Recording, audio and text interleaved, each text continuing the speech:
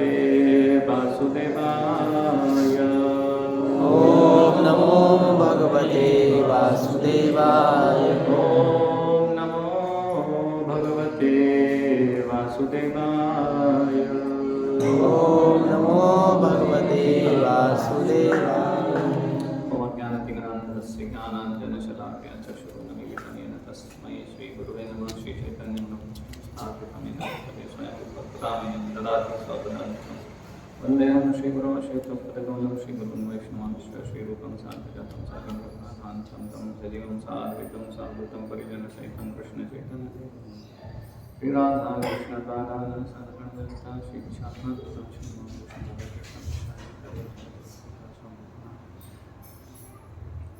नमो विष्णुपदाय कृष्ण कृष्ण तले श्रीमते भक्तिवेदांत स्वामी नमस्ते सारस्वती विशेष जय श्री कृष्ण चैतन्य प्रभु नित्यानंद श्री अद्वैत हरे कृष्ण कृष्ण कृष्ण कृष्ण हरे हरे हरे राम राम राम हरे हरे कृष्णा हरे कृष्ण। तो लड्डू गोपाल की पूजा करनी चाहिए, घर में रखने चाहिए विग्रह। हम कौन से संप्रदाय में अंतर्गत, हम किस संप्रदाय के अंतर्गत हैं? पहला प्रश्न ये। कटारे जी डीवाईएस किया ना आपने? डीवाईएस अटेंड किया था ना? हाँ ये पोस्टर है किया था। बताइए कौन से संप्रदाय के अंतर्गत आते हैं? अरे वैष्णव में कौन से, कितने प्रकार के होते हैं?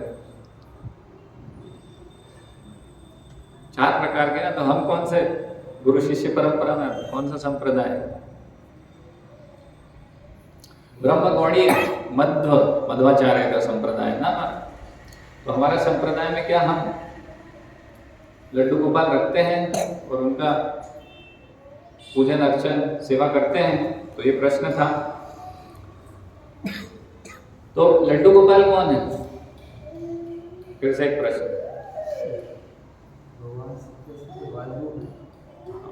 बालू। तो समझना पड़ेगा कि लड्डू गोपाल किन्हें कहते हैं, हम कौन है? तो लड्डू गोपाल मतलब कि बालक रूप में कृष्ण जिनके हाथ में, कई लोग ऐसा बोलते हैं ना कि लड्डू है, कई बोलते हैं कि वो माखन का लड्डू है, लड्डू है। कई लोग बोलते हैं कि तो कृष्ण छोटे से लड्डू जैसे हैं, तो इसलिए लड्डू गोपाल बोलते हैं उनको, है ना। तो लड्डू गोपाल वास्तव में कौन सा रूप है ना, तो थोड़ा सा समझना पड़ेगा। तो 4 अवस्था है ना, भगवान जब आए तो भगवान ने लीला करी, तो उसने लीला में 4 अवस्था, श्रील प्रभुपाद भी ऐसे बताते ना अलग अलग। तो 4 अवस्था कौन कौन सी थी? तो एक है कौमार, है ना, कौमार अवस्था। तो कितने वर्ष से कितने वर्ष तक होती है कौमार अवस्था? 1 से 5 वर्ष। अरे 25 नहीं, 25 यौवन अवस्था हो जाती 25। तो 1 से 5 वर्ष तक होती है कौमार अवस्था। और फिर 6 साल से 10 साल को क्या बोलते हैं? पौगंड अवस्था। आप लोग पढ़ते हैं ना, सब तो पढ़ा होगा ना ये, है ना। पौगंड अवस्था होती है 6 से 10 वर्ष की उम्र को पौगंड अवस्था बोलते हैं। और फिर 11 से 15 वर्ष की उम्र को बोलेंगे कैशोर अवस्था, किशोर अवस्था। और 15 साल के वर्ष के बाद कौन सी अवस्था होती है? उसको बोलते हैं यौवन, है ना। तो ये 4 अवस्थाओं जो मुख्य अवस्था उसमें से, तो ये लड्डू गोपाल है, ये कौन सी अवस्था वाले?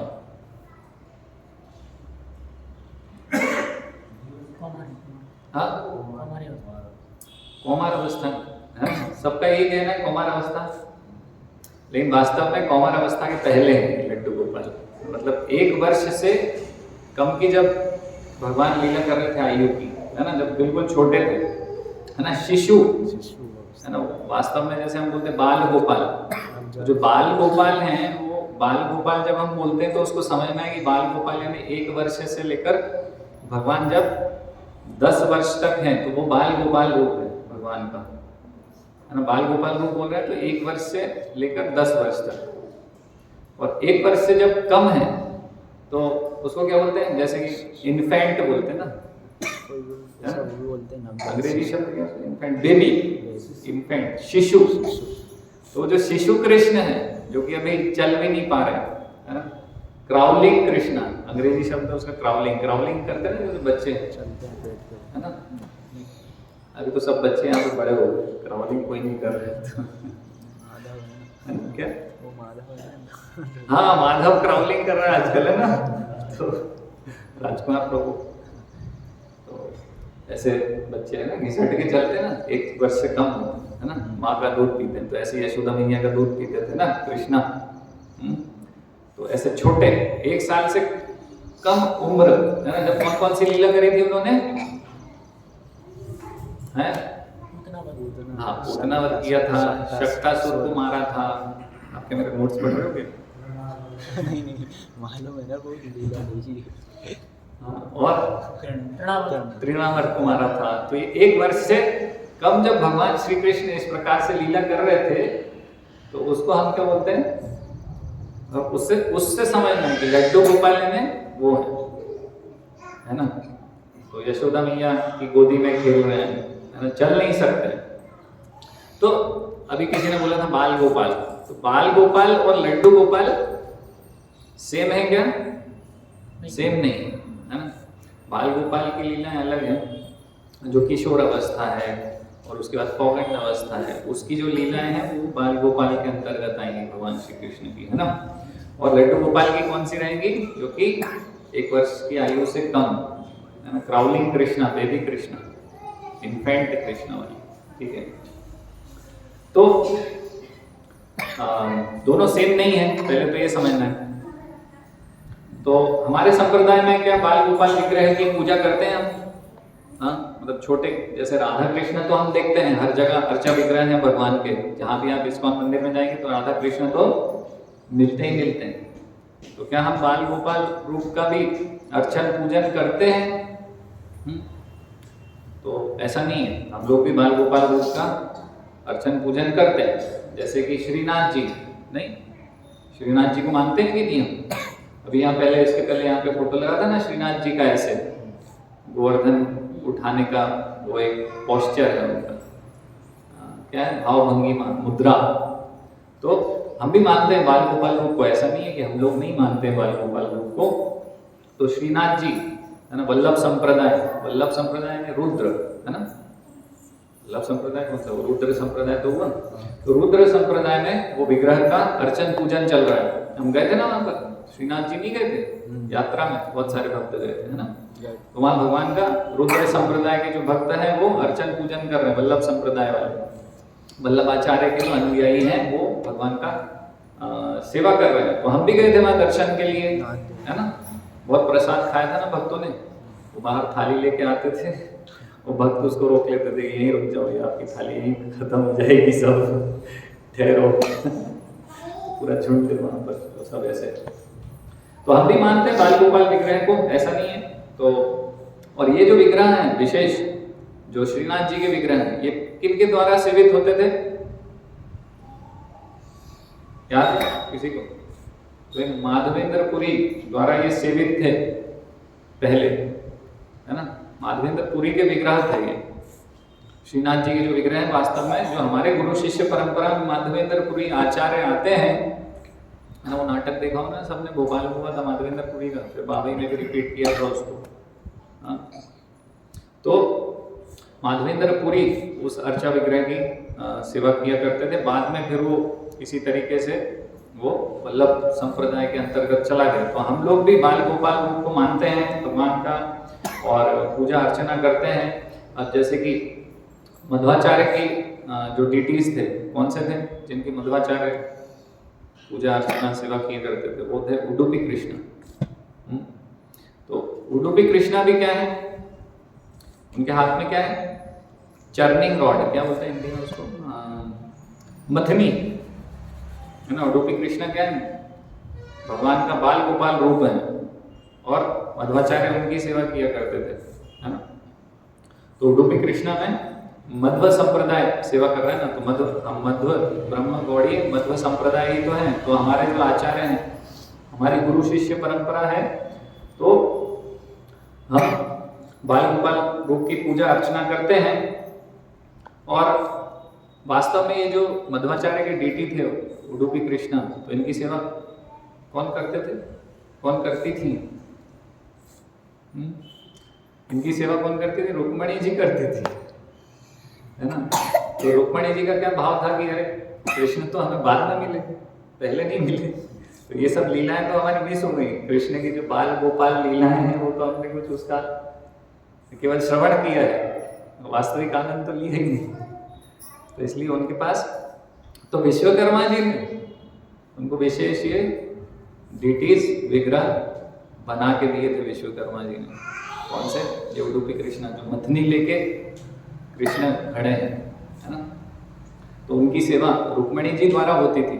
और बाद में फिर ये समुद्र के किनारे है ना, नाम याद नहीं आ रहा मुझे उस जगह का, तो समुद्र के किनारे ये डीटीज मध्वाचार्य को मिले थे ना।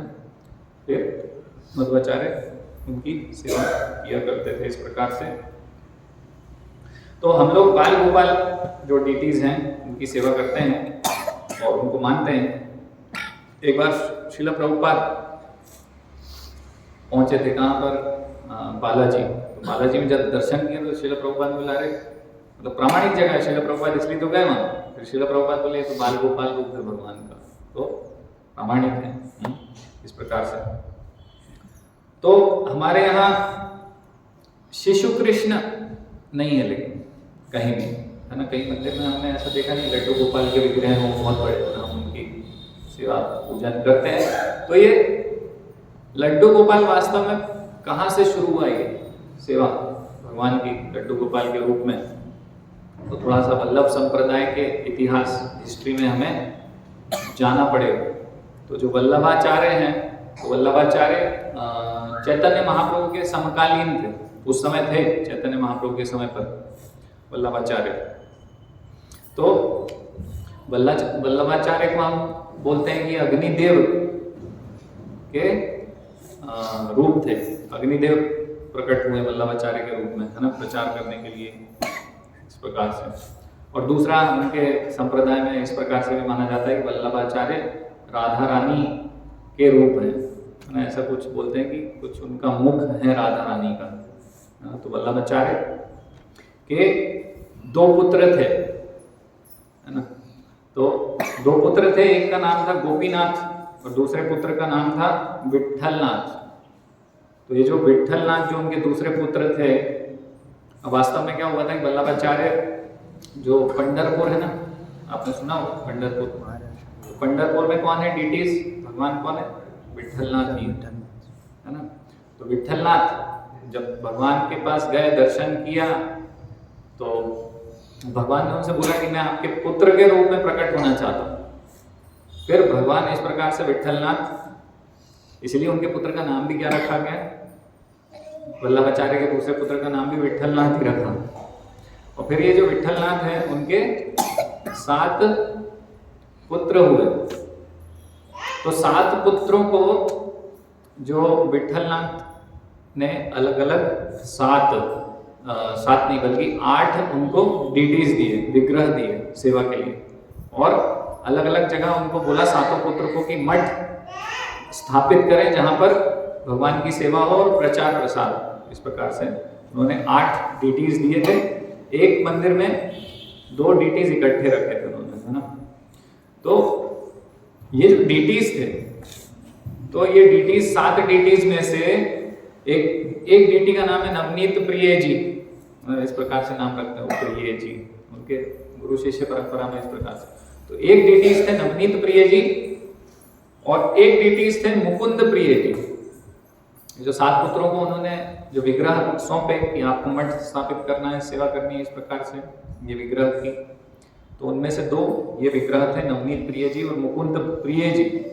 और जो मैं बोल रहा था कि 2 डीटीज उन्होंने इकट्ठे एक मठ में स्थापित करवाया था, तो मथुरानाथ जी और विट्ठलनाथ जी थे। इस प्रकार से दोनों इकट्ठे एक मठ में उनके। तो विशेष ये नवनीत प्रिय जी और मुकुंद प्रिय जी जो हैं, ये दोनों क्या थे? लड्डू गोपाल। तो ये जो वल्लभ संप्रदाय है उसमें ये लड्डू गोपाल की सेवा शुरू हुई है ना। तो ये दो जो डीटीज है ये लड्डू गोपाल के हैं, और बाकी जो पांच मतलब 6 डीटीज जो 5 जगह पे जो 6 विग्रह हैं वो राधा कृष्ण के है ना। तो दोनों चीजें वहां पर, ऐसा नहीं कि केवल लड्डू गोपाल ही सेवित हैं, वहां पर राधा कृष्ण भी हैं और साथ ही साथ लड्डू गोपाल भी हैं। तो बाकी जो 6 डीटीज हैं वो लड्डू गोपाल नहीं, 2 ही वहां पर लड्डू गोपाल है ना। तो इस प्रकार से 2 जो भाव हैं भगवान की सेवा के, तो ये वल्लभाचार्य के जो गुरु शिष्य परंपरा है उसमें से विट्ठल नाथ जी ने 2 अलग अलग भाव से भगवान की सेवा को स्थापित वहां किया था। लेकिन अब धीरे धीरे क्या होता जा रहा है कि लोग सहजिया होते जा रहे हैं, वो सहजिया पंथी चालू हो गई है और अब वो लड्डू गोपाल के पीछे ही मुख्य ज्यादा से ज्यादा क्या है, फैशन हो जाता है। नहीं जैसे वृंदावन के मंदिर में जाते हैं, वो वृंदावन के मंदिर में नहीं, वृंदावन जाते हैं तो वहां पे लोही बजा रहे हैं।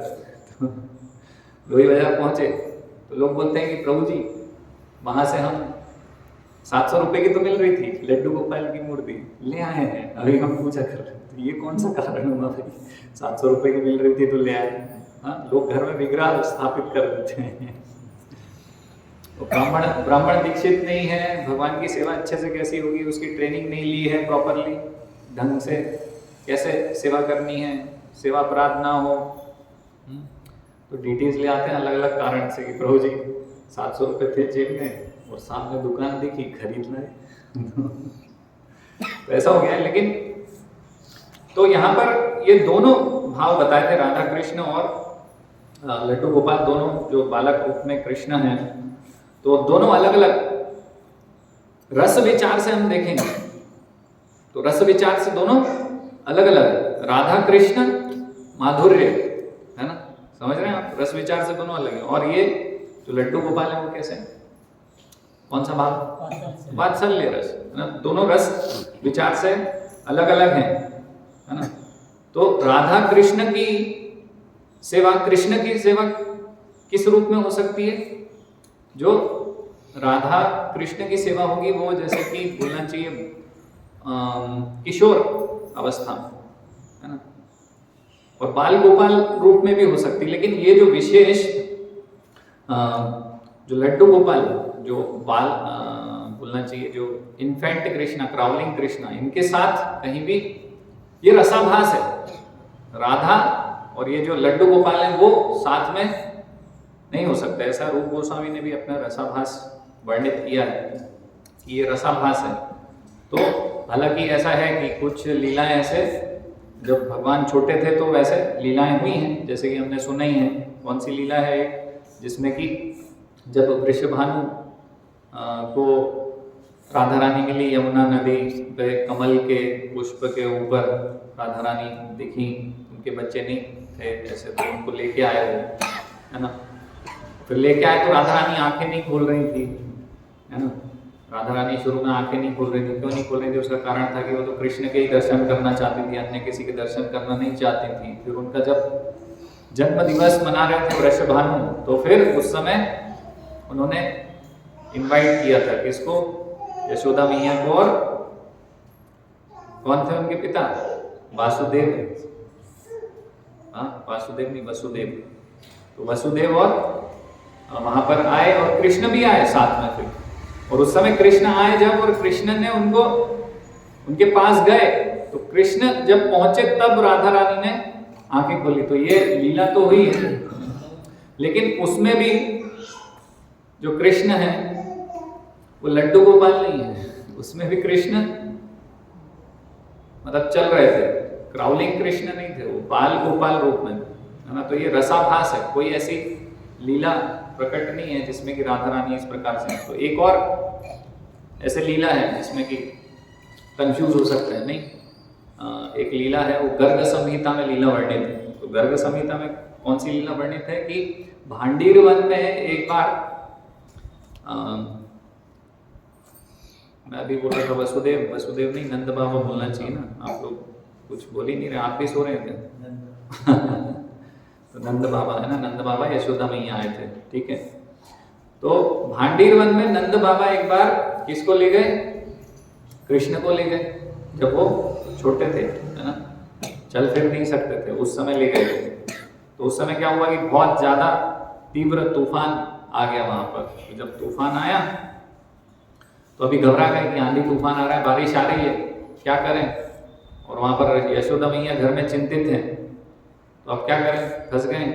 तो एकदम से क्या हुआ, वहां पर देवी एक प्रकट हुई, है ना, और पूरा उनका अंग कांति पूरा ऐसे देवी जैसे प्रकट हुई एक स्त्री, और उनसे बोला कि लाइए ये बालक को मुझे दे दीजिए, नंद बाबा को बोला। तो नंद बाबा ने सोचा कि ये कोई देवी देवता हैं, आए हैं कृष्ण की रक्षा करने। तो उन्होंने क्या करा, कृष्ण को सौंप दिया कि अच्छा ठीक है, बोले मैं इनको घर छोड़ देती हूँ। तो कृष्ण को उनको दे दिया। तो कृष्ण को जब दे दिया, तो कृष्ण को जब वापस लेके जा रही थी, तब रास्ते में क्या हुआ कि रास्ते में कृष्ण फिर किशोर अवस्था के बालक का रूप लिया कृष्ण, है ना, ऐसा वर्णन है इस कथा में। तो जब बालक का रूप लिया तब वो राधा कृष्ण का विवाह हुआ, ब्रह्मा जी ने विवाह कराया। लेकिन उसमें भी जो ये लीला है, उसमें भी ये जो लड्डू गोपाल रूप में कृष्ण नहीं थे, वो लड्डू गोपाल रूप में लेके जरूर जा रही थी, लेकिन जो लीला आगे हुई वैसी, तो उसमें क्या हुआ कि राधा कृष्ण का विवाह हुआ। तो इस लीला में भी ऐसा प्रकट नहीं है कि वो रसाभास है ना, कि राधा कृष्ण कभी भी होंगे तो किशोर अवस्था में, है ना, ऐसे साथ में लड्डू गोपाल के रूप में नहीं होंगे। तो ऐसा कोई भी लीला नहीं है, पास टाइम नहीं है जिसमें इस प्रकार से पास टाइम हो राधा रानी का और लड्डू गोपाल का, है ना। तो ये वल्लभ संप्रदाय से हम चर्चा कर रहे थे, वल्लभ संप्रदाय से ये लड्डू गोपाल की पूजा अर्चना शुरू हुई है। और ये जो मुकुंद प्रिय और नवनीत प्रिय हैं, ये लड्डू गोपाल हैं। और मुकुंद प्रिय कौन से हैं, जैसे आप बता रहे थे पूतना वध किया था कृष्ण ने, तो ये मुकुंद प्रिय वो है ना। तो यहाँ से ये शुरू हुआ था। और फिर अच्छा, ये सब मैं क्यों चर्चा कर रहा हूँ अभी मैं आपको बताऊंगा बाद में, है ना। तो वल्लभ संप्रदाय में भी जानते हैं कि मुख्य जो है ना, उनके जो थोड़ा समझते हैं, जो सीनियर डिवोटीज हैं, वो जानते हैं कि मुख्य चीज क्या है, राधा कृष्ण की सेवा ना, राधा और कृष्ण की साथ में सेवा है। और ये तो गौण है कि भगवान का जो माधुर्य रस है वो सर्वोपरि है, लेकिन ये जो वात्सल्य रस में भगवान की सेवा है, ये भगवान की सेवा तो है और इसमें कोई गलत नहीं, लेकिन ये सर्वोपरि नहीं, ऐसा वो भी स्वीकार करते हैं। लेकिन आजकल क्या हो गया है कि लड्डू गोपाल को अभी जो नए लोग हैं, जो थोड़े से सेंटिमेंटल, इमोशनल, है ना, जो मनोधर्म के स्तर पर भगवान की सेवा करना चाहते हैं, वो समझते हैं कि लड्डू गोपाल की सेवा सर्वोपरि है। जबकि जहाँ से ये शुरू हुआ है वो लोग भी इसको मानते हैं कि माधुर्य रस में जो राधा कृष्ण की सेवा है वो सर्वोपरि। तो वास्तव में ये जो दो भाव दिए थे, इस प्रकार से दिए थे, जो कि जैसे लड्डू गोपाल की सेवा क्यों लेकर आए वल्लभ संप्रदाय में, तो वो भगवान की सेवा करने के भाव को प्रबल करने के लिए, है ना, भक्तों के अंदर उसको विकसित करने के लिए ये लड्डू गोपाल की सेवा शुरू हुई थी वहां पर, कि सेवा भाव भगवान के प्रति प्रगाढ़ हो। जैसे कि क्या होता है कि छोटा बालक रहता है, नहीं, जब बच्चा छोटा रहता है तो उसका ध्यान अधिक रखना पड़ता है। वास्तव में वो बालक हम पर निर्भर रहता है ना, तो ऐसा नहीं कि हम उस पर निर्भर। तो भगवान के प्रति उस भाव को बढ़ाने के लिए, है ना, कि भगवान हम पर निर्भर है, यानी कि भगवान की सेवा, भगवान की सेवा, भगवान की सेवा, मेरी सेवा नहीं, है ना। अभी भगवान कृष्ण बड़े हैं तो भाई हम बोलेंगे कि भगवान ये समस्या है, हमें ये चाहिए वो चाहिए, नहीं, भगवान पर निर्भर होना एक वो अलग चीज है, और भगवान हम पर निर्भर है। तो उस भगवान हम पर निर्भर है और हम भगवान के सेवक हैं, वो सेवक भाव को बढ़ाने के लिए धीरे धीरे उसकी तीव्रता को बढ़ाने के लिए लड्डू गोपाल की सेवा शुरू हुई, है ना। ऐसा नहीं है कि ये माधुर्य रस से भी ऊपर, ठीक है ना। तो वो भाव था उधर कि भगवान की सेवा को भक्तों में बढ़ाने के लिए। तो वास्तव में तो ये जो निर्भरता है कि भगवान हम पर निर्भर है, वास्तव में रागानुग भक्ति। रागानुग भक्ति यानी कि भक्ति का वो स्तर जहाँ पे किसी को कोई हमें बोलना नहीं पड़ेगी कि प्रभु ये सेवा करिए, प्रभु आपको कुकिंग में आना है, प्रभु आपको ये सेवा करनी है, आपको पुजारी सेवा में आना है। तो रागानुग स्तर क्या है कि स्वयं से हम भगवान की अंदर से सेवा करने की इच्छा है, स्पॉन्टेनियस। तो रागानुग स्वतः हम भक्ति में अपने आप को लगा रहे हैं, है ना, क्योंकि वो भगवान के प्रति हमारा ऐसा भाव उत्पन्न हो गया। तो रागानुग स्तर वो है। लेकिन ये कब उत्पन्न हो सकता है? जब हमारा ये सांसारिक चीजों से मोह माया जब हमारी समाप्त हो, है ना। तो वो सांसारिक चीजों से मोह माया हमारी समाप्त नहीं हुई है, तो हमको क्या पालन करना होगा? शुरू में चैतन्य महाप्रभु ने इसलिए वैदिक भक्ति बताई पहले। तो वैदिक भक्ति से विधि विधान का पालन करते करते जब हम भगवान का नाम उच्चारण करेंगे, जप करेंगे, कीर्तन करेंगे, भगवान की लीलाएं सुनेंगे, तो धीरे धीरे जब हृदय हमारा मार्जित होगा, शुद्ध होगा, ये भौतिक सांसारिक चीजों से मोह माया हमारी जाएगी, तब हम रागानुग स्तर पर पहुंचेंगे, है ना।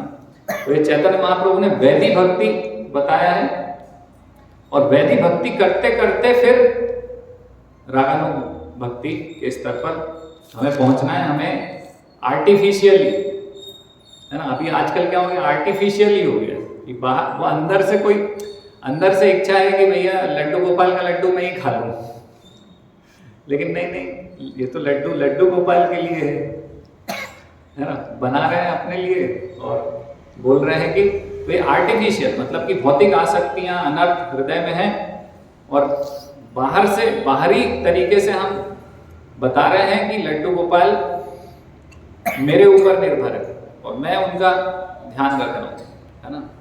तो ये क्या हो गया? ये एक प्रकार से सहजिया भाव हो गया।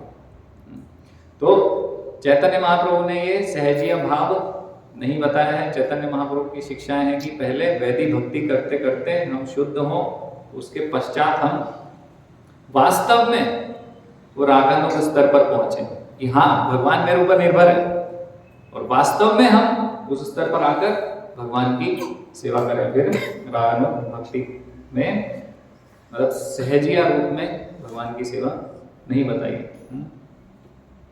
तो और क्या क्या ऐसे हमारे पास एविडेंस है कि लड्डू गोपाल का हमारे संप्रदाय में पूजा के विषय में नहीं बताया। तो लड्डू गोपाल, जैसे मैं बार बार चर्चा कर रहा था कि राधा रानी के साथ लड्डू गोपाल लड्डू गोपाल अकेले ही रहते हैं, है ना। वो मूर्ति रहती है ना भगवान की छोटी सी, वो हाथ में ऐसे लड्डू लिए, है ना। तो उसमें राधा रानी कहीं दिखती है? नहीं।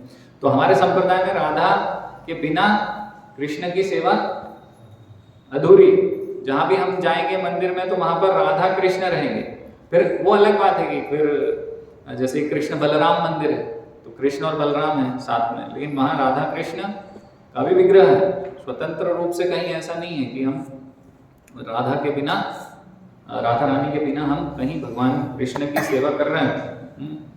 तो इसका क्या क्या प्रमाण हम दे सकते हैं कि भाई लड्डू गोपाल अकेले ऐसे बिना राधा रानी के हम हमारे जो संप्रदाय में पूजित नहीं है। तो गौड़ मंडल में चैतन्य महाप्रभु के पार्षद जो हैं, है ना, तो हम देखेंगे कि जो नवद्वीप धाम है, मायापुर है, तो वहाँ पर जितने पार्षद हैं चैतन्य महाप्रभु के, तो उनके यहाँ पर कहीं भी जो डीटीज हैं वो लड्डू गोपाल के डीटीज नहीं। बाद में ऐसा कभी हो गया हो कि भाई उनके जो परिवार वाले हैं बाद में उन्होंने लड्डू गोपाल रख लिया, लेकिन कभी ऐसा नहीं था कि उस समय लड्डू गोपाल सेवित थे किसी भी पार्षद से चैतन्य महाप्रभु के। तो एक प्रमाण ये है कि लड्डू गोपाल किसी भी हमारे आचार्य ने नहीं रखे, है ना। और हमारे आचार्यों ने नहीं रखे तो फिर हम रख सकते हैं?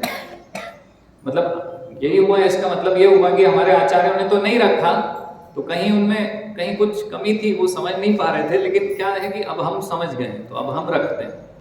तो हम भक्ति सिद्धांत महाराज से, श्रील प्रभुपाद से, भक्ति विनोद ठाकुर से थोड़ा सा अभी अधिक समझ पा रहे हैं उनकी, क्योंकि पुस्तकें पढ़ ली हैं, उनका भाव तो हम समझ ही गए, साथ में हमारा थोड़ा सा और उनसे थोड़ा ज़्यादा भाव है अब हमारा, क्योंकि हमने उनको पढ़ लिया है, समझ लिया, और थोड़ा सा एडिशन हो गया हमारे अंदर और आ गया भाव। तो अब हम लड्डू गोपाल की भी सेवा करेंगे। कभी किसी ने ऐसा देखा कि कहीं वर्णित है कि लड्डू गोपाल की सेवा कर रहे हैं हमारे आचार्य, ये सब प्रभुपाद ने कहीं स्थापित किया हो? नहीं, है ना। तो अभी समझना होगा कि हम जो भगवान की सेवा करते हैं, कृष्ण की सेवा यहाँ करते हैं मंदिर में, तो कृष्ण स्वीकार कैसे करते हैं? कैसे करते हैं कृष्ण स्वीकार? अरे बताइए, आपको सबको पता है किस माध्यम से करते हैं भगवान स्वीकार? गुरु शिष्य परंपरा से। जैसे मैं अपने गुरु हिज होलीनेस भक्ति विकास स्वामी महाराज की सेवा के लिए कुछ कर रहा हूं, तो उनकी सेवा करिए, तो उनके वो जो सेवा है उनके माध्यम से प्रभुपाद तक पहुंचेगी, प्रभुपाद के माध्यम से फिर भक्ति सिद्धांत महाराज तक पहुंचेगी, फिर उनके गुरु, उनके गुरु, उनके गुरु, उनके गुरु, उनके, ऐसे करके फिर वो भगवान श्री कृष्ण तक पहुंचती है सेवा। अब हमने बीच में से उनको साइड में करके डायरेक्ट अपना पाइपलाइन कृष्ण से जोड़ लिए, तो वो सेवा हमारी स्वीकार होगी? लड्डू गोपाल की नहीं होगी, बिल्कुल नहीं होने वाली है, निश्चित रहिए, आपकी सेवा स्वीकार नहीं होगी, क्योंकि हमारे गुरु शिष्य परंपरा में उस प्रकार से वो प्रमाणित नहीं है, किया नहीं हमारे जो आचार्य हैं उन्होंने, है ना। तो हमारे गुरु शिष्य परंपरा में जैसा जैसा बताया है वैसा वैसा अगर हम सेवा करते हैं तो वो सेवा भगवान स्वीकार कर लेते हैं। तो हम राधा रानी की पूजा करते हैं कृष्ण के साथ, और कृष्ण किशोर अवस्था वाले कृष्ण हैं, तो ये कैसे हम बोल सकते हैं? इसका क्या प्रमाण है? तो चैतन्य महाप्रभु के एक पार्षद थे, उनका नाम था रघुपति उपाध्याय। तो ये जो रघुपति उपाध्याय थे, तो जब चैतन्य महाप्रभु से मिले, है ना, तो चैतन्य चरितामृत में मध्य लीला में 19वें अध्याय का 106वां श्लोक है, तो उसमें वर्णन आ रहा है श्लोक में कि उनकी वार्तालाप में श्लोक आया है, तो श्यामम एव परम रूपम पुरी मधु पुरी वरा वयः कैशोरकम ध्येयम अद्य एव परम रस। तो परम रस के विषय में चर्चा चल रही है, तो उसमें बता रहे हैं कि परम रूप क्या है? श्याम रूप है, श्यामम त्रिभंग ललितम ऐसे बोलते हैं ना। तो वो कैसा रूप है? मोर मुकुट मुरली धारण करने वाले किशोर अवस्था वाला, यहाँ पर वर्णन है, वह कैशोरकम ध्येय, है ना। तो चैतन्य महाप्रभु बता रहे हैं कि हम किस पर ध्यान करते हैं, किसकी पूजा अर्चना करते हैं? हम किशोर अवस्था वाले कृष्ण की करते हैं। तो यहाँ पर पता चल रहा है कि किशोर अवस्था वाले कृष्ण हैं जो राधा कृष्ण हैं। तो ये सिद्धांत स्थापित किया चैतन्य महाप्रभु ने, है ना।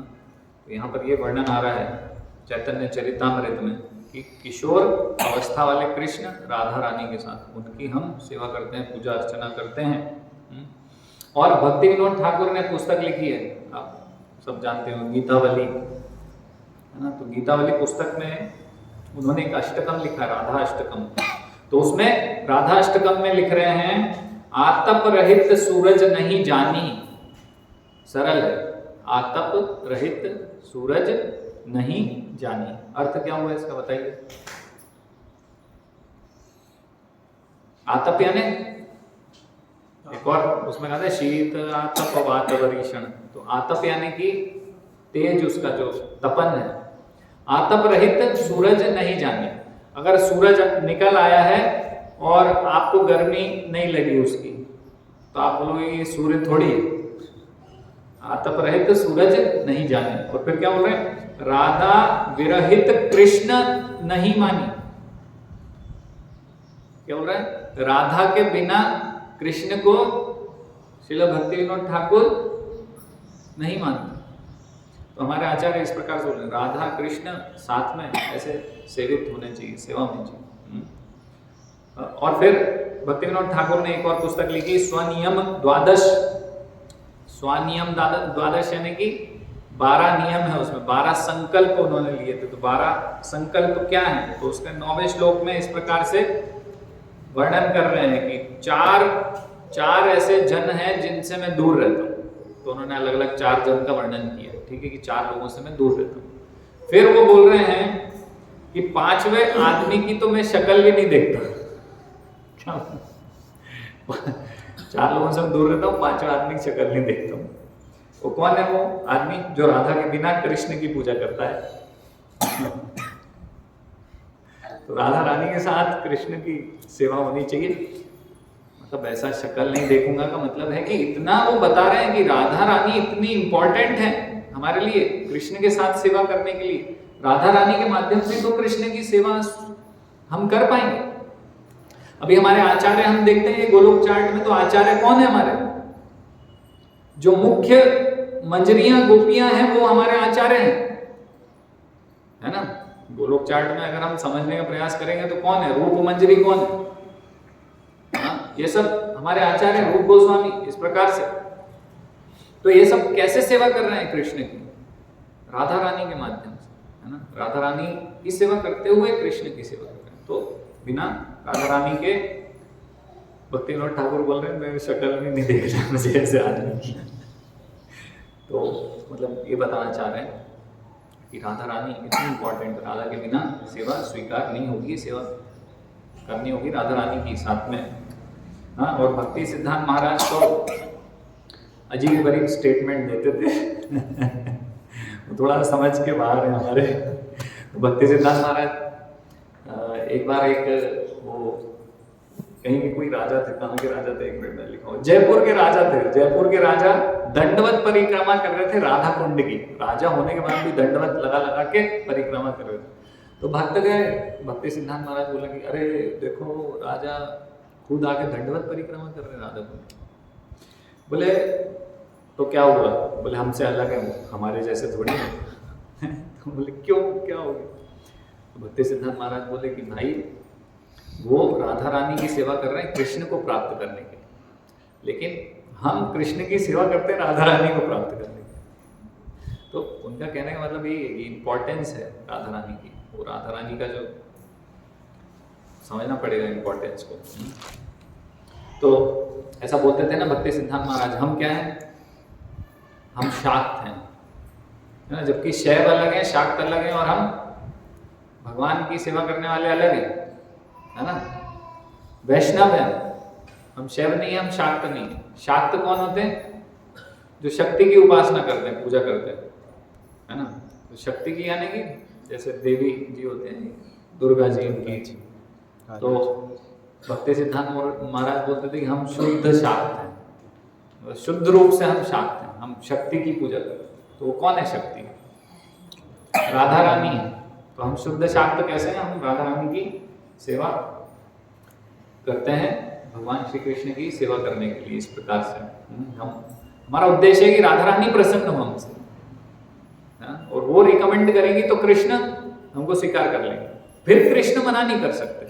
और अगर हम डायरेक्ट गए कृष्ण के पास तो हो सकता है कि कृष्ण हमको स्वीकार नहीं करे, बहुत चांस है उसका, बहुत बड़ा चांस है कि कृष्ण स्वीकार नहीं करेंगे।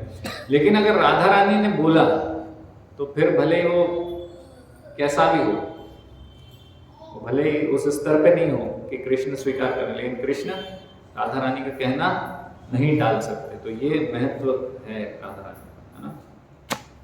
तो कई लोग ऐसा बोलते हैं कि श्रील प्रभुपाद ने भी तो बोला था लड्डू गोपाल की पूजा करने के लिए एक बार। तो एक लेटर है ना, जब श्रील प्रभुपाद अमेरिका पहुंचे और शुरुआत में 2-3 महीने में कुछ ज़्यादा ऐसा बहुत बड़ा आंदोलन स्थापित नहीं हुआ था, तो उन्होंने क्या करा, उन्होंने एक लेटर लिखा था। किसको लिखा था? सुमति मुरार जी को, है ना। तो सुमति मुरार जी बहुत पैसा था उनके पास, तो उनको उन्होंने लेटर लिखा कि यहाँ पर एक 3 मंजिला बिल्डिंग है, मैं ये खरीदना चाहता हूँ, इसको मंदिर बनाऊंगा, यहाँ पे प्रचार करूंगा। आप बाल गोपाल के बहुत बड़े भक्त हैं। वो गुजराती थे, और गुजराती लोग तो वैसे ही जय श्री कृष्ण ही बोलते हैं, नहीं वहाँ पे कृष्ण के भक्त होते हैं, नॉर्मली सभी कृष्ण की पूजा करते नहीं। तो उन्होंने बोला कि आप बाल गोपाल के भक्त हैं और यहाँ मैं बाल गोपाल की डिटीज इंस्टॉल करूँगा, यहाँ विग्रह रखूँगा और मंदिर होगा तो अच्छे से प्रचार होगा, ज़्यादा से ज़्यादा लोग जुड़ेंगे, आपके माध्यम से यहाँ पर प्रचार हो जाएगा।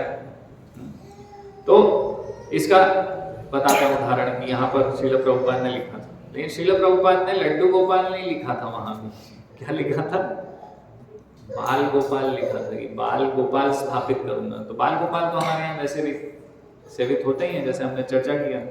ये जो श्रीनाथ जी हैं, ये चौपाटी मंदिर में शायद श्रीनाथ जी है ना, चौपाटी मंदिर में है, तो हमारे यहाँ तो सेवित होते ही।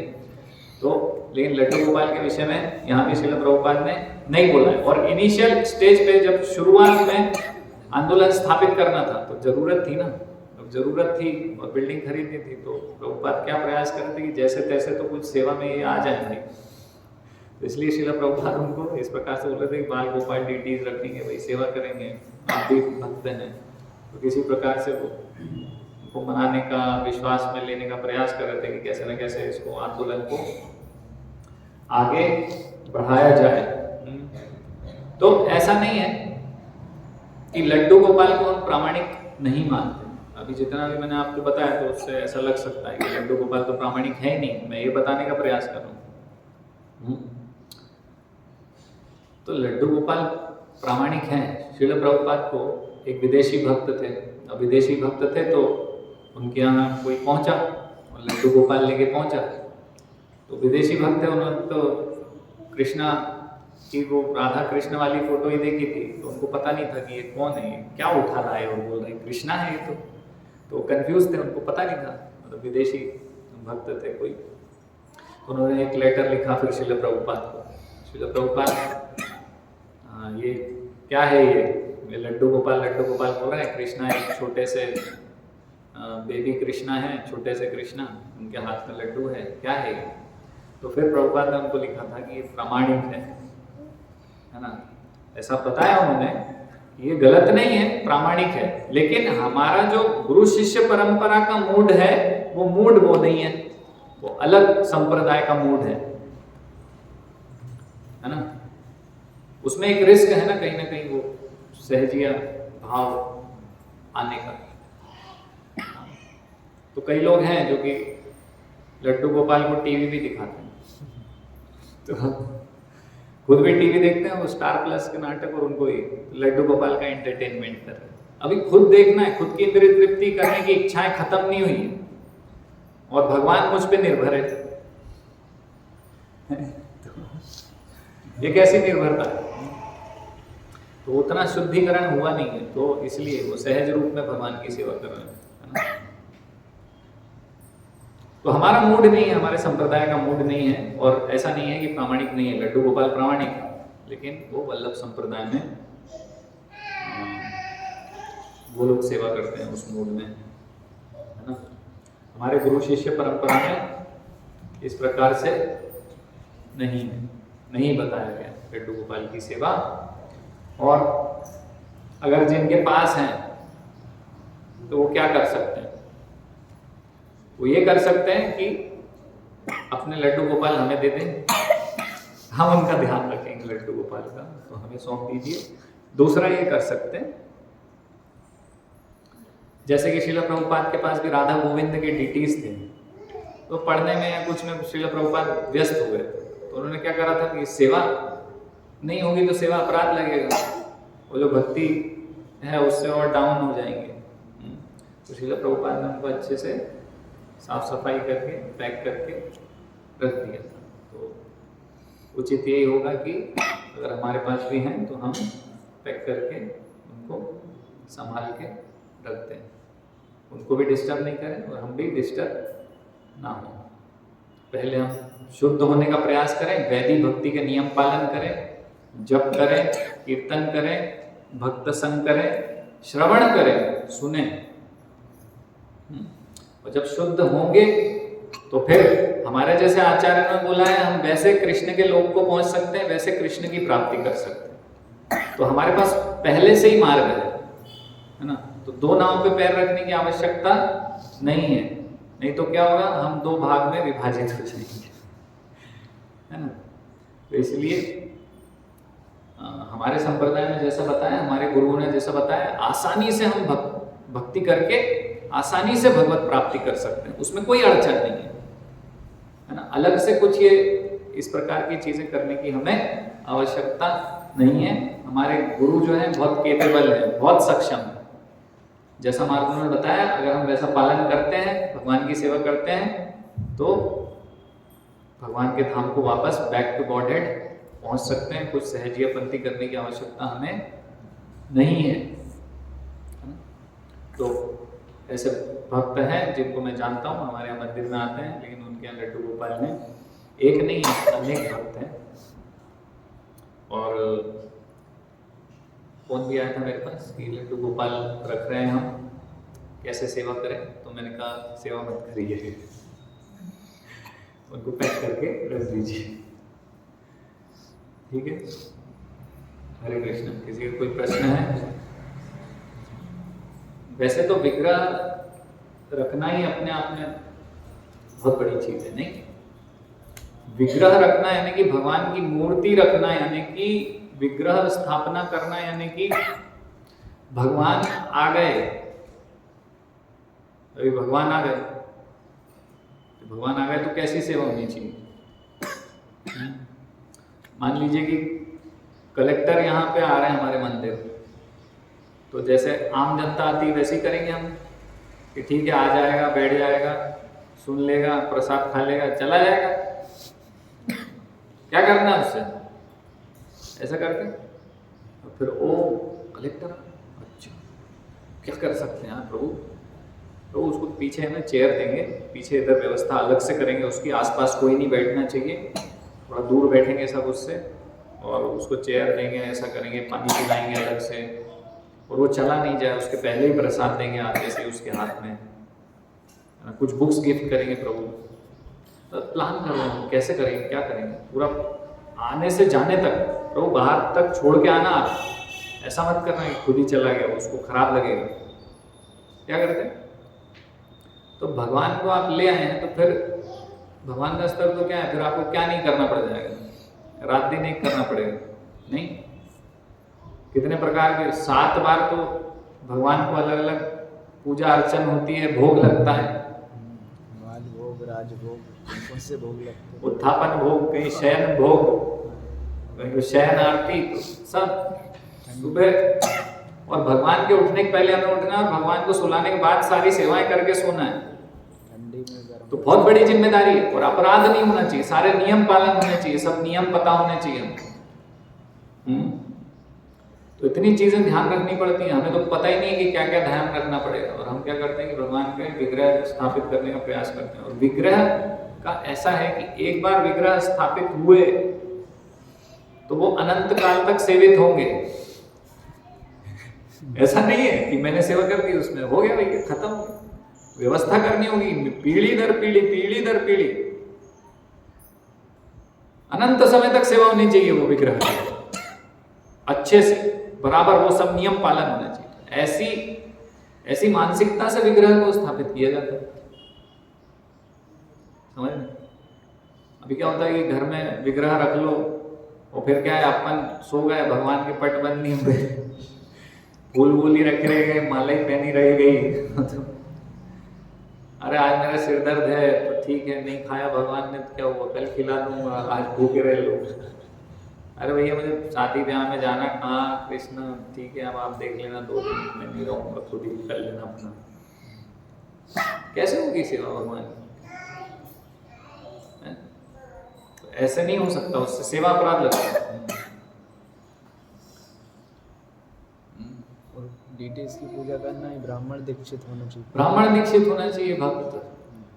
गुरु आपको वो उतना शक्ति देते हैं ब्राह्मण दीक्षा के माध्यम से कि अभी आप सेवा कर सकते हैं भगवान, है ना?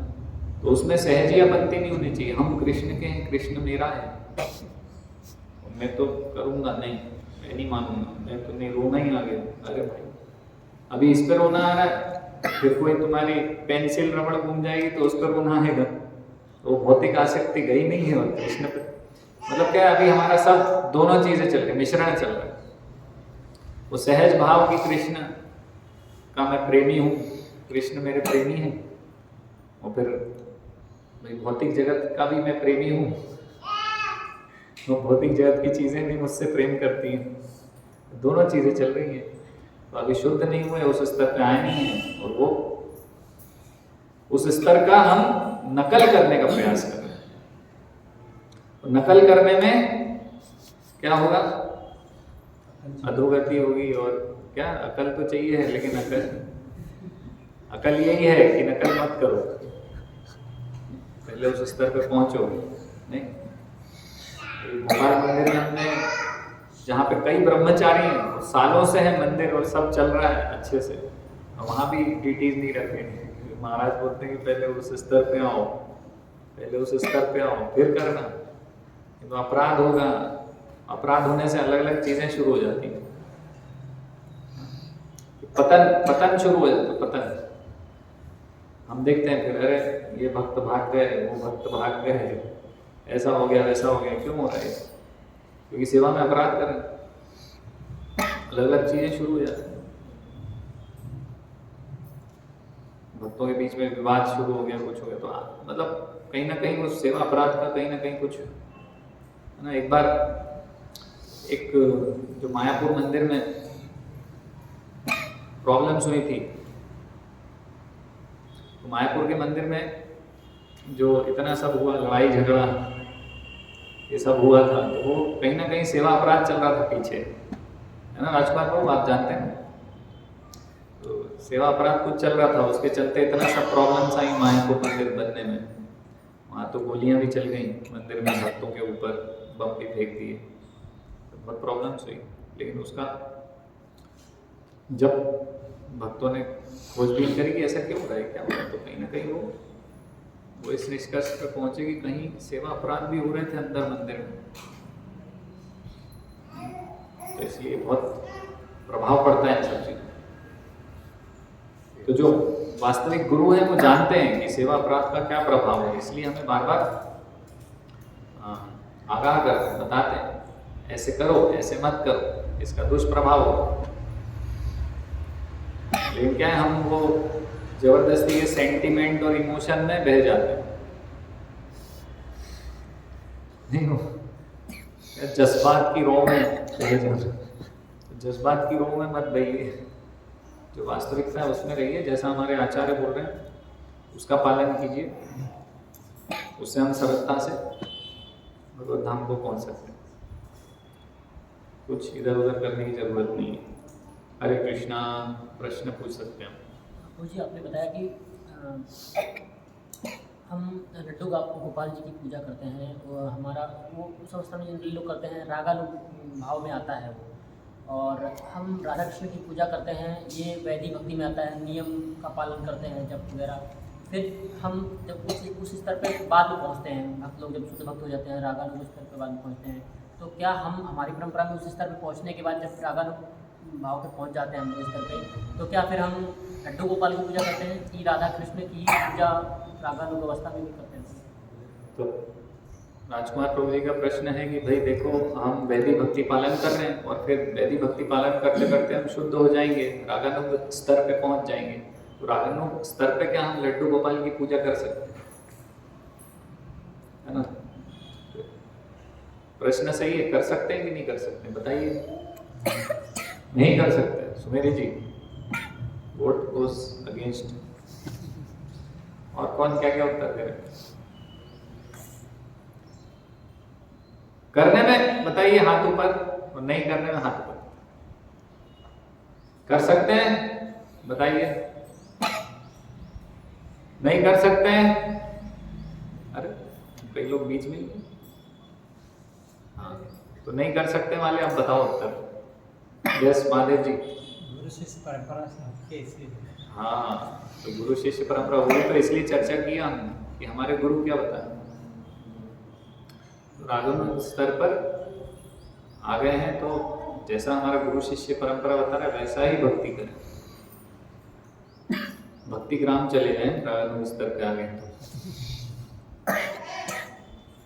तो इतना है।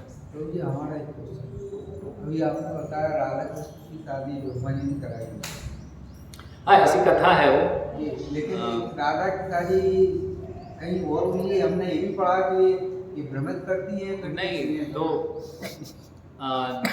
देखिए राधा रानी की विवाह हो चुका था ऐसा भी बोलते हैं। कुछ और दूसरे हैं पति। अब देखिए आप कैसे बोल सकते हैं कि उनके पति दूसरे हैं? पढ़ा है हमने शास्त्रों में, इस्लामी शास्त्रों में पढ़ा है। अभिमन्यु था उनके पति का नाम। लेकिन ये जो अभिमन्यु थे कौन थे समझना पड़ेगा।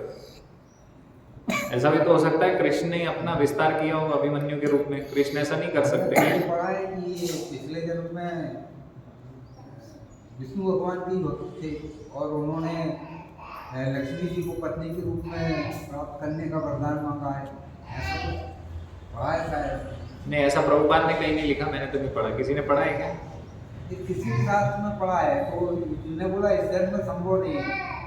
हमारे आचार्य ने क्या बोला है थोड़ा सा उसमें देखना पड़ेगा, लेकिन ऐसा मैंने भक्तों से सुना है कि अभिमन्यु जो है वो भी तो कृष्ण के विस्तार हो सकते हैं। कृष्ण लीला करने के लिए कुछ भी कर सकते हैं, जैसे कि द्वारिका में क्या कर रहे हैं कृष्ण 16,108 विस्तार कर रहे हैं कि नहीं कर रहे? इसको मानते हैं तो फिर ये भी मानना पड़ेगा कि अभिमन्यु भगवान ने अपना विस्तार किया। तो पहली बात तो ये है कि साधारण व्यक्ति राधा रानी से विवाह ही नहीं कर सकता। वही बात है, राधा रानी से विवाह कैसे हो जाएगा किसी का? परकीय भाव काफी तेलुगु से। हाँ यस, परकीय भाव और स्वकीय भाव होता है। परकीय भाव यानी क्या होता है? एक तो राधा रानी की कृष्ण की पत्नियां हैं जो हम द्वारिका की बात कर रहे हैं, तो ये कौन सा भाव है? स्वकीय भाव। समझ सुनिए ध्यान से, इधर आप उधर कहीं देखने लग जाते प्रश्न पूछ। तो स्वकीय भाव यानी कि एक स्वकीय भाव कैसा है कि भाई कृष्ण के ही सेवा कर रहे हैं, कृष्ण के भक्त कृष्ण के साथ, समझ रहे हैं? तो ये हो गया स्वकीय भाव। और एक भाव हो गया जो कि परकीय भाव, जैसे कि गोपियां दूसरों की पत्नियां हैं। लेकिन अभी देखो कि स्वकीय भाव से बड़ा है परकीय भाव, समझ रहे हैं? तो दूसरों की पत्नी है लेकिन फिर भी भगवान श्री कृष्ण की सेवा कर रहे हैं, रास के लिए जंगल में जा रहे हैं, तो परकीय भाव परम है। तो राजमा को कह रहे हैं कि परकीय भाव बताने के लिए, समझ रहे हैं? तो वास्तव में तो देखा जाए जितनी भी गोपियां हैं वो तो कौन है? हाँ, ऋषिचारी हैं। और क्या है? कौन कौन सी अलग अलग प्रकार की गोपियां हैं? एक तो भगवान के जो पार्षद हैं वो गोपियां बन के आए हैं। एक ऋषिचारी कौन है? ऋषिचारी वो है जो कि भगवान राम के समय पे ऋषि थे, जिनकी इच्छा थी कि वो माधुर्य रस का अनुभव करें। तो इस प्रकार से वो गोपी बन के आए भगवान श्री कृष्ण। आप भौतिक दृष्टिकोण से देख रहे हैं। जब भी हम बात करते हैं भगवान की तो आध्यात्मिक दृष्टिकोण होना चाहिए। तो उसकी सही समझ के लिए आध्यात्मिक दृष्टिकोण से देखिए। आप भौतिक दृष्टिकोण से आप देखोगे दूसरे की पत्नी है, दूसरे की पत्नी के साथ नाच रहे हैं, गा रहे हैं। लेकिन आध्यात्मिक दृष्टिकोण है उसका कि वो वरदान उनका प्राप्त था उनको, वैसा भगवान ने उनको बोला था कि भाई आगे मैं कृष्ण रूप में आऊंगा, अभी तो मैं एक ही पत्नी है मेरी, अभी यहाँ ऐसा नहीं, संभव नहीं है। तो आगे कृष्ण के रूप में जब आए तब वो उनको अवसर प्राप्त हुआ माधुर्य रस का लाभ लेने का, है ना? तो कुछ ऐसे हैं जो शास्त्र जो हैं, वेद हैं, वो गोपियों के रूप में प्रकट हुए, है ना? और कुछ भगवान के पार्षद। तो 3 प्रकार की गोपियां थी भगवान की, है ना?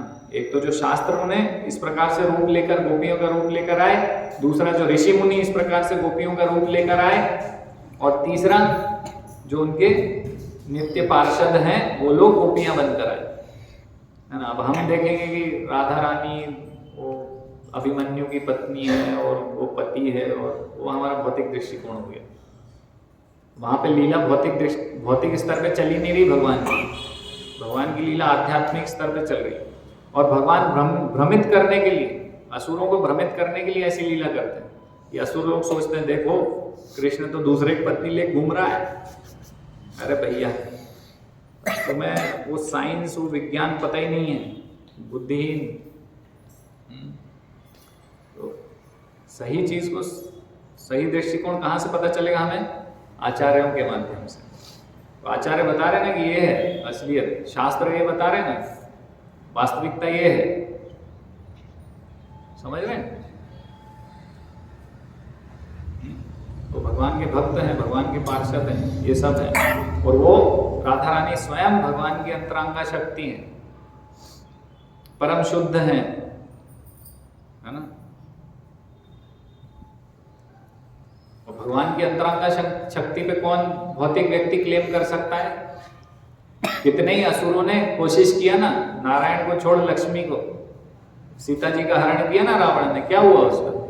कोई भौतिक व्यक्ति ऐसा कर सकता है? संभव है क्या? लक्ष्मी जी को, राधा रानी को भोग कर ले, संभव है? नहीं है।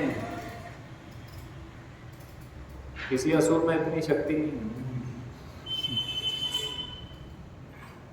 किसी साधारण मनुष्य में इतनी शक्ति नहीं है। भगवान की अंतरंग शक्ति को भगवान ही धारण कर सकते हैं, और किसी के बस की बात नहीं है। तो भौतिक दृष्टिकोण छोड़ो, आध्यात्मिक दृष्टिकोण रखो, ये संदेश है। कृष्ण को देखना है तो दृष्टिकोण आध्यात्मिक होना चाहिए, नहीं तो कृष्ण को समझना ही असंभव है कि कृष्ण है कौन, वो कृष्ण कर क्या रहे, समझ ही नहीं पाएंगे कभी भी।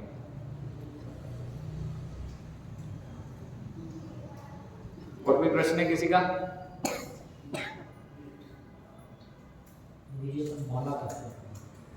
माला करते हैं हम लोग,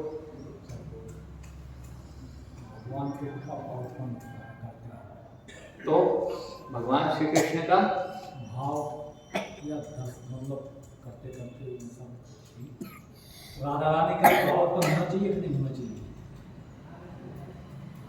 भगवान कृष्ण के नाखूनों से या माला, तो राधा रानी का भाव तो होना चाहिए। हम राधा रानी के दर्शन तो करते हैं, लेकिन जैसे कि हम राधा रानी के चरण तक रहें, क्योंकि राधा रानी का स्तर बहुत ऊपर है ना। तो राधा रानी के चरणों के दर्शन कर सकते हैं, है ना। और कृष्ण के साथ उनका स्मरण कर सकते हैं। जैसे आप बोल रहे हैं कि जब हम जप कर रहे हैं तो भगवान का स्मरण कर रहे हैं, तो उस समय ऐसा कर सकते हैं। तो कृष्ण का तो जब हम दर्शन करते हैं चरण, फिर उनके ऐसे धीरे धीरे ऊपर तक, पूरा मुख तक करते हैं हम दर्शन। ऐसे जैसे हम अर्चन करते हैं तो कृष्ण के चरण में पहले घुमाते हैं अगरबत्ती दीपक इस प्रकार से, फिर उनकी नाभि पे, फिर मुख पे। लेकिन राधा रानी के हम नाभि पे नहीं घुमाते, वो कहीं ना कहीं एक मर्यादा है, समझ रहे हैं? जैसे तुलसी महारानी के भी नाभि पे नहीं घुमाते नहीं, तो इस प्रकार से आप जो नहीं आप, तो हम उनका जो स्वरूप है उनका राधा रानी के चरण का कर सकते हैं, और राधा कृष्ण का साथ में कर सकते हैं, है ना। आपका प्रश्न क्या है? फिर से पूछिए अगर कुछ कंफ्यूजन है। भाव रूप में दर्शन तो कर सकते हैं ना, माला कर सकते हैं, दर्शन तो हम करते ही हैं राधा रानी के कृष्ण के साथ।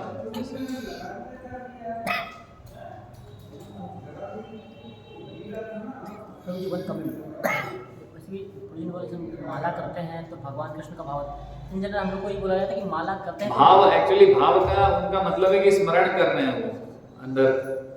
अभी देखिए मंदिर में तो हम तो फोटो दर्शन करते हैं भगवान का, लेकिन जैसे मंदिर में नहीं है, बाहर कर रहे हैं, माला कर रहे हैं कहीं, तो अभी हम विचार कर रहे हैं ना भगवान श्री कृष्ण का ऐसे खड़े हैं। मैं उसको मैं कह रहा हूँ कि हमको अगर हम माला का, तो हमको ये बताया जाता है कि हम जनरली जो बोल रहे हैं वो सुनने, उस पे ध्यान, ना कि yes, हम उसका कोई most फोटो बनाए, important। ना कि कोई फोटो बनाए, हाँ। ना कि वैसा कुछ बनाए। जब जो yes। सुनो श्रवण करना है उसमें। लेकिन ठीक है, कहीं हमारा मतलब श्रवण पे तो ध्यान है, लेकिन ऐसा भी हो सकता है कि हाँ ट्राई कीजिए। श्रवण के अलावा प्रभु मतलब ऐसे ऐसे बोलते हैं जैसे कि हम कहीं दूसरी फोटो नहीं देख सकते, भगवान का विग्रह का फोटो देख सकते हैं मेन जो ऑल्टर में, तो उसके लिए मना नहीं है कि भाई हम ऑल्टर देखते हैं। तो इसी प्रकार से अगर हम भगवान के ऑल्टर का फोटो का इमेजिनेशन कर रहे हैं दैट इज ओके। लेकिन हाँ, बहुत महत्वपूर्ण पॉइंट बताया राजकुमार प्रभु ने कि हमारा जो पूरा ध्यान होना चाहिए कि हम शब्द उच्चारण ठीक से कर रहे हैं कि नहीं माला के साथ, क्योंकि माला का अर्थ ही वही कि हम भगवान के नाम पर ध्यान लगा रहे हैं। वो तो उनसे अभी नहीं। जैसे माला करते हैं तो भगवान के अगर विग्रह होते मंदिर में तो विग्रह देखते देखते माला करते हैं, तो उसमें दिक्कत नहीं है, कुछ दिक्कत नहीं है, बस और ये उसकी मनाही नहीं है। माला कर रहे हैं और भगवान- जैसे अन्य फोटो देखेंगे यहाँ पर तो वो मत देखिए। मन में अगर माला कर रहा हूँ तो कृष्णा का मन में फोटो बना रहा हूँ या राधा का फोटो, तो वो नहीं बोला गया है। आप माला को तो कृष्ण नाम सुनो, वो नाम अंदर जाएगा, प्योरीफाई करेगा। अंदर कुछ फोटो को बनाने के लिए नहीं बोलता, बोला हाँ, दिस इज मोर करेक्ट। ये फोटो बनाने की जरूरत क्या है, नाम ही कृष्ण है ना, शब्द ब्रह्म, तो ये भगवान का नाम भगवान है, तो उसकी आवश्यकता नहीं है कि आप ऐसे इमेजिनेशन करें। जैसे कभी कभी लेक्चरों में बड़े आते कि दर्शन करने तो मुझे से दर्शन करना चाहिए, ना कोई कभी कभी माला करते कि ऐसा ही भाव आता है।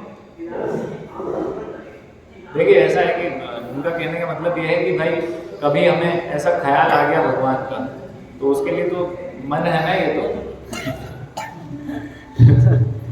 मन है तो कभी उस पर चला गया कि भाई भगवान के विग्रह हैं, सुंदर हैं, भगवान के चरण हैं और दर्शन कर रहा हूँ, भगवान का सुंदर मुख है, राधा रानी के साथ में है और राधा रानी सेवा कर रही है, माला लेके खड़ी है कृष्ण के लिए। कभी ऐसा हो सकता है, अभी उसको बहुत रोका तो नहीं जा सकता। प्रयास लेकिन यही होना चाहिए कि हम ध्यान लगाएं भगवान के नाम उच्चारण पे। तो हम तो जैसे जब करते हैं तो हमें तो बहुत ही ख्याल आते हैं, तो भगवान के भौतिक ख्याल के लिए तो बिल्कुल जैसे वर्जित है। जैसे जब कर रहे हैं तो अरे वो काम बाकी रह गया था वो तो जब करते समय अगर भौतिक ख्याल आता है तो वापस मन को लेकर आना है, यही तो है जब। क्या है जब, यही मतलब भगवान का स्मरण करना तो बहुत दूर की बात है, मतलब हम वो उच्चारण ही इसी सही से इसी करने। का ही तो अभ्यास है। जब यही अभ्यास है कि मन को कैसे भजहूँ रे मन श्री नंद नंदन, मतलब कि ये जो मन है, हे मन तू ये श्री कृष्ण को भज, तो इधर मत भाग, इधर इस पे आ जाए। फिर से गया मन कहीं तो फिर से मन को पकड़ा